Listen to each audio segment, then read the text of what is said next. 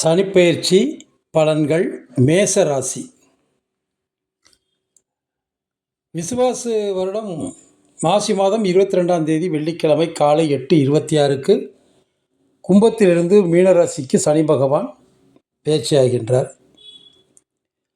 இந்த மேச ராசிக்கு இதுவரை 11ஆம் வீட்டில் இருந்த சனி பகவான், பொதுவாக சனி பகவானுக்கு 3, 6, 11ஆவது வீட்டில் இருக்கும் பொழுது மிக சிறப்பான பலன்களை அளிப்பார். கடினமான உழைப்பிற்கு பின் நிலையான வருமானத்தை அளித்திருப்பார். நீண்ட ஆயுளை அளித்திருப்பார்.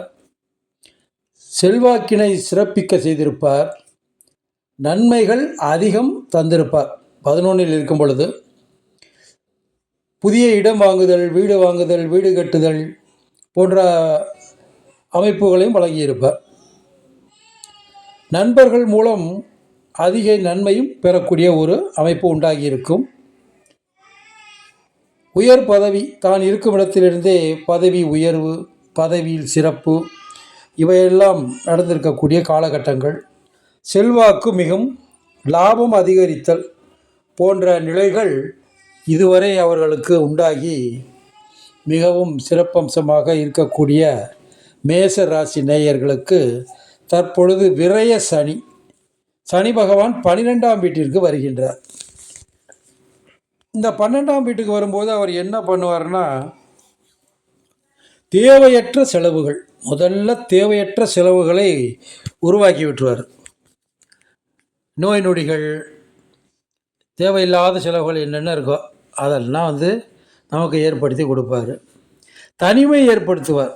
என்ன தான் நம்ம ஒரு பெரிய இடங்களில் வேலை பார்த்தாலும் அங்கே நம்மை தனிமைப்படுத்தும் நோக்கத்தோடு செயல்பாடு நடந்து கொண்டிருக்கும். ராத்திரியில் வந்தால் தூக்கம் வராது, தூக்கமின்மை, தூக்கம் பறிபோய்விடும். கெட்ட கனவுகள் அதிகம் தோன்றும். நடக்காத கனவுகள்லாம் நிறைய வந்துக்கிட்டு இருக்கும். மன சோர்வு, மனசில் சோர்வு அதிகமாகிவிடும். சுறுசுறுப்பு குறைய ஆரம்பிச்சிடும். பல போராட்டங்களை சந்திக்கும் நிலை.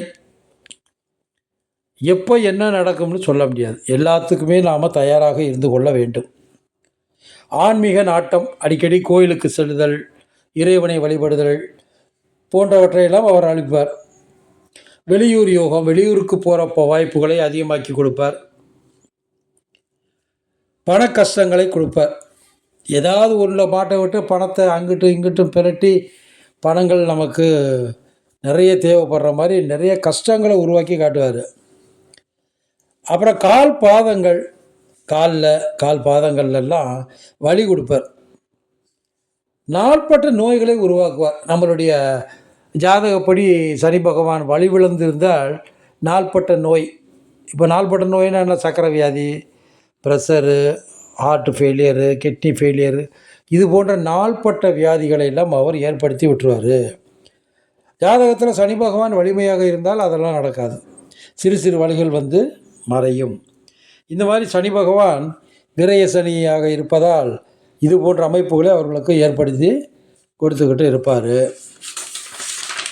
அடுத்து பரிகாரங்கள் அப்படின்னு சொல்லப்போனால், இவங்க என்ன பண்ணணும்னா, இனி சனிக்கிழமை விரதம் கண்டிப்பாக இருக்க வேண்டும். அன்றைக்கி விரதம் இருந்து கோயிலுக்கு சென்று சனி பகவானுக்கு எள் தீபம் ஏற்று சிவன் கோயிலை வலம் வருதல் வேண்டும். பெருமாள் கோயிலுக்கு செல்லணும். அங்கே இருக்கும் ஆஞ்சநேயர் பகவானை வணங்க வேண்டும். வெண்ணெய் சாற்றலாம், வடைமாலை சாற்றலாம், வெற்றிலை மாலை சாற்றலாம், வெற்றிலை பாக்கு பழம் வைத்து வழிபடலாம். ஏழைகளுக்கு உதவ வேண்டும். காக்கைகளுக்கு அன்னமிட வேண்டும். இது மாதிரி நிறைய விஷயங்களை இவங்க செஞ்சு இவர்களுடைய சனிபகவான் இவருடைய வேதனையை குறைக்கணும்.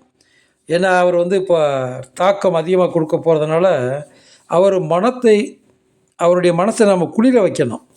அதுக்கு தான் இதெல்லாம் பண்ணுறோம். சனிபகவானுடைய மனம் குளிர்ந்து விட்டால் சற்று வேதனைகளை குறைத்து விடுவார். பெருசாக கடலளவு வரக்கூடிய கஷ்டங்களை சும்மா சின்ன அளவில் கொடுத்துட்டு போயிடுவார். நமக்கு எந்தவித தீங்குகளும் அதிகமாக ஏற்படாது. எனவே குலதெய்வத்தை வணங்குங்கள், சனி பகவானை வணங்குங்கள், இஷ்ட தெய்வத்தை வணங்குங்கள். இப்படியெல்லாம் பண்ணி தான் உங்களுடைய வேதனைகளை குறைக்கக்கூடிய காலமாக இது மாறும். தொழிலில் முனைவோர்கள் சனி ஓரையை பயன்படுத்த வேண்டாம் என்பது மிக முக்கியமான விஷயமாகும். சனி ஓரையை தவிர்த்து மற்ற ஓரைகளில் செயல்பாடுகளை நடத்துங்கள். வணக்கம்.